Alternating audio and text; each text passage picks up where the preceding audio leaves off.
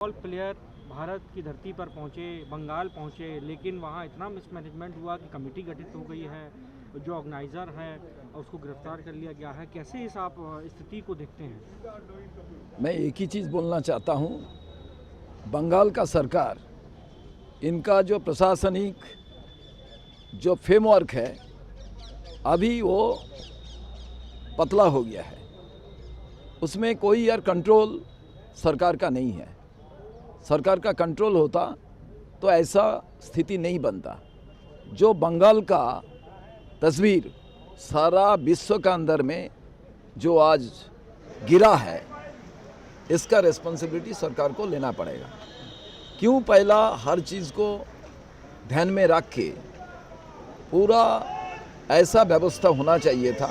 Messi जैसा एक prominent player जिसका वर्ल्ड में इतना उनका नाम है, उन्होंने जिधर जो धरती पर आएंगे सारा विश्व नज़र उसका ऊपर रहेगा। तो ऐसा मिसमैनेजमेंट क्यों है? ये जो सरकार है और जो स्पोर्ट्स डिपार्टमेंट है खुद रिस्पॉन्सिबिलिटी लेना चाहिए। और चुनाव तो आ गया, रिस्पॉन्सिबिलिटी का क्या बात है? मेरा ख्याल से ये लोग का सरकार चलाना नहीं चाहता है, इनका काम सरकार चलाने का नहीं है। आज जो स्थिति बंगाल में पैदा हो गया, गवर्नर उन्होंने कहा है कि ऑर्गेनाइजर जो है उनकी नीयत थी पैसा कमाना, हजारों की रुपए में जो है लोगों ने टिकट खरीदा और इस तरीके से मिसमैनेजमेंट हुआ। गवर्नर भी काफ़ी एक्टिव है। देखिए गवर्नर क्या बोल रहे हैं मेरा पता नहीं है, बट बंगाल का एक जनता का हैसियत से, पॉलिटिकल पार्टी तो छोड़िए, मैं प्रदेश कांग्रेस का अध्यक्ष हूँ, वो बात छोड़िए, एक आम इंसान का हैसियत से, एक बंगाल का जनता का हैसियत से मैं एक ही बात बोल सकता हूँ, ये जो चीज़ हुआ ये बंगाल के लिए कलंक है, बंगाल के लिए एक अच्छा छवि नहीं है। बंगाल का जो तस्वीर बाहर में इतना गिरा है, इसके लिए सरकार को रिस्पॉन्सिबिलिटी लेना पड़ेगा।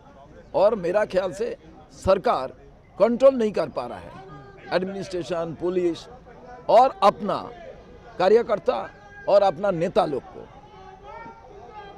मेसी को बुलाया गया है आम स्पोर्ट्समैन के लिए, जो स्पोर्ट्स लवर के लिए। ऐसा स्थिति क्यों पैदा होगा?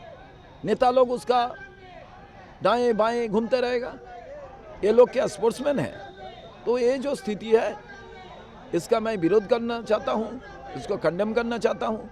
और कांग्रेस सोचता है सरकार नहीं चला रहा है, सब पॉलिटिक्स कर रहा है। जैसा सेंट्रल गवर्नमेंट में जो लोग बैठा हुआ है, ये भी हर रोज़ सुबह से शाम तक इनका मिनिस्टर, हर अधिकारी पॉलिटिक्स कर रहा है। और टीएमसी का भी एक ही काम कर रहा है, पॉलिटिक्स कर रहा है। जो एडमिनिस्ट्रेशन का काम है वो नहीं कर रहा है। इसका नतीजा ऐसा बड़ा कलंक आज बंगाल का स्पोर्ट्स डिपार्टमेंट का ऊपर और बंगाल का ऊपर आया, जो तस्वीर सारा दुनिया में खराब हुआ। मैं भी बंगाल का एक नागरिक का हैसियत से ये बहुत दुख की बात है। हैदराबाद सरकार से उम्मीद है कि वहाँ बेहतर सुविधाएं जो है वो लोगों को दे पाएंगे और इस तरह के हालात हैदराबाद, तेलंगाना सरकार ना बनने देगी। देखिए मेरा ख्याल से कोई एक जगह कोई इंसिडेंट का बाद सबको उसमें होशियार होना चाहिए और ज़्यादा प्रिकॉशन लेना चाहिए। वो काम तो दूसरी करेंगे, क्यों? आफ्टर ऑल हिंदुस्तान का छवि होगा। क्यों? मैं तो हिंदुस्तान का नागरिक हूँ, एक प्रदेश में मैं रहता हूँ, एक प्रदेश का सरकार होता है, बस सारा देश का एक इमेज का बात होता है, उसको ध्यान में रखना चाहिए। बाबरी मस्जिद लगता है कि जो चुनाव में नुकसान होगा इससे कांग्रेस पार्टी को या अन्य किसी पार्टी को या ममता बनर्जी को और बीजेपी को फायदा होगा, जो बाबरी मस्जिद को लेकर जो वहाँ चीज़ें चल रही हैं? देखिए मेरा ख्याल से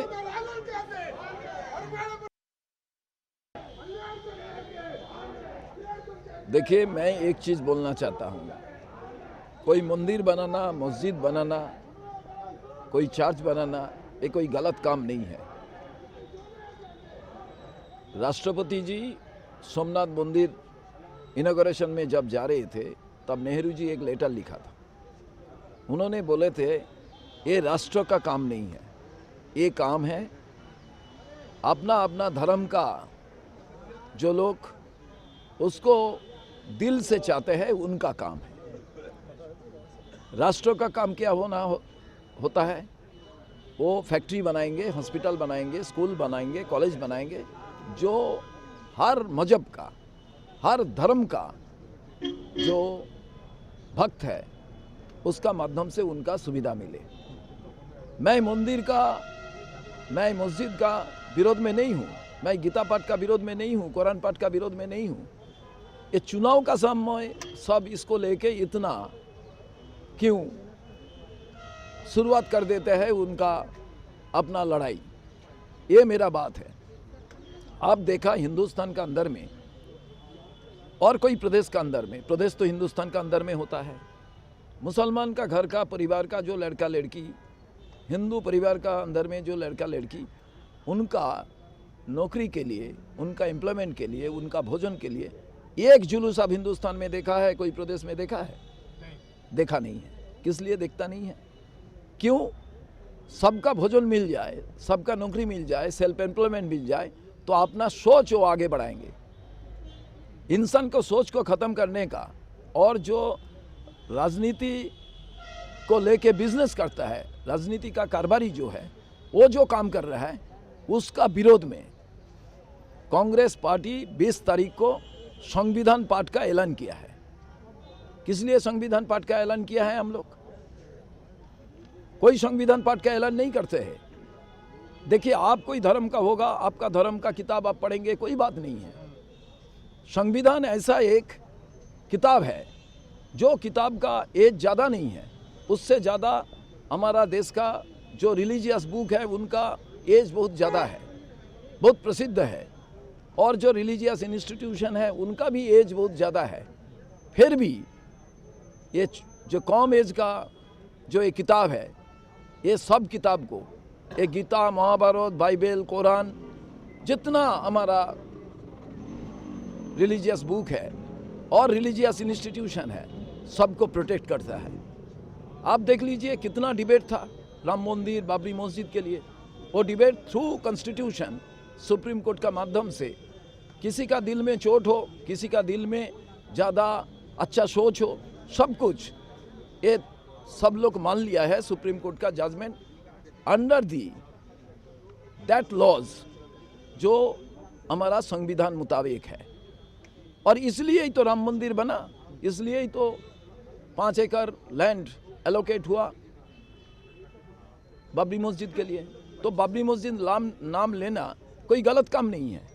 एक्चुअली जो लोग 2026 चुनाव को सामने रख के बंगाल में अपना रोटी सेकना चाहता है, जो लोग जो आज संकीर्ण धर्मीय पॉलिटिकल जो पोलराइजेशन करना चाहता है, वो उनका काम है और वो काम के लिए ये सब बात बोलना शुरुआत कर दिया।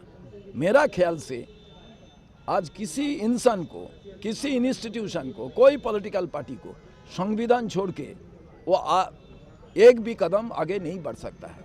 तो इसलिए ये जो चल रहा है उसका बीच में, इसका विरोध में नहीं, इसका बीच में कांग्रेस याद दिलाना चाहता है संविधान है, ये ऑल दीज आर प्रोटेक्टेड।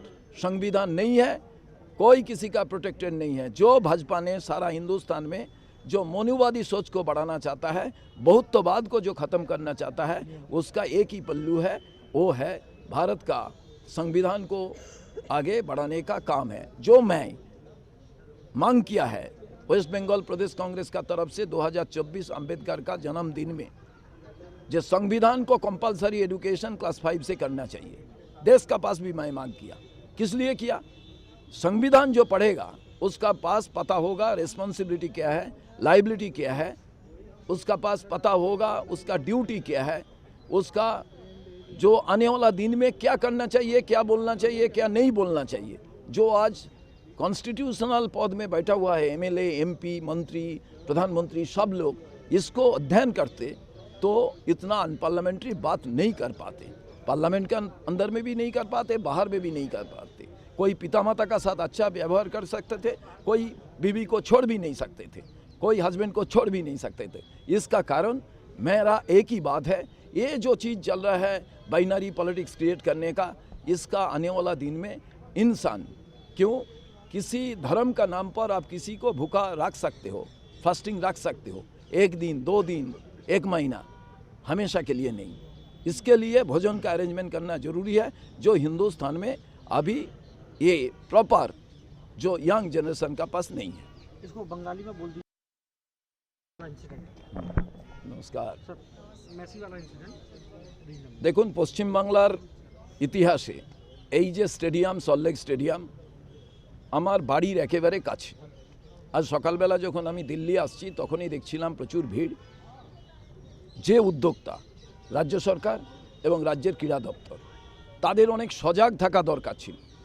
তার কারণ মেসি তিনি শুধু কোনো একটা রাজ্যের, দেশের নয়, সারা বিশ্বের মানুষের চোখ তার দিকে থাকে।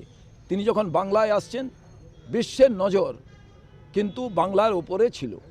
এই রকম একটি অব্যবস্থা, এই রকম এক জায়গায় এত গোলমাল, এই ঘটনাটা হওয়া প্রয়োজন ছিল না। আমি মনে করি রাজ্য সরকারের প্রশাসনিক যে দক্ষতা, প্রশাসনিক যে ক্ষমতা, তা আলগা হচ্ছে এবং রাজ্য সরকার স্বীকার করে নিচ্ছে যে আমাদের দ্বারা মনে হয় আর সরকার চালানো যাচ্ছে না। তারই পরিণতি আজকে এই ঘটনাটা ঘটা। আমি চাই এর পূর্ণাঙ্গ তদন্ত। যারা মেসিকে ঘিরে, যে নেতারা ওখানে ভিড় করছিলেন, যারা একদিনও হয়তো ফুটবলে তারা পা দেননি, এই রকম লোকেরা যারা ফুটবল প্রেমী মানুষ, এত টাকা দিয়ে টিকিট কেটেছেন, এসছেন, তাদের প্রতি সদ্ব্যবহার করা হয়নি, তাদের সেই সুযোগ দেওয়া হয়নি। তো অতএব টোটাল অব্যবস্থার বিরুদ্ধে আমি মনে করি এটা বাংলার একটা কলঙ্ক। এরপরে যারা এর সঙ্গে যুক্ত তাদের বিরুদ্ধে কঠিন ব্যবস্থা নেওয়া প্রয়োজন।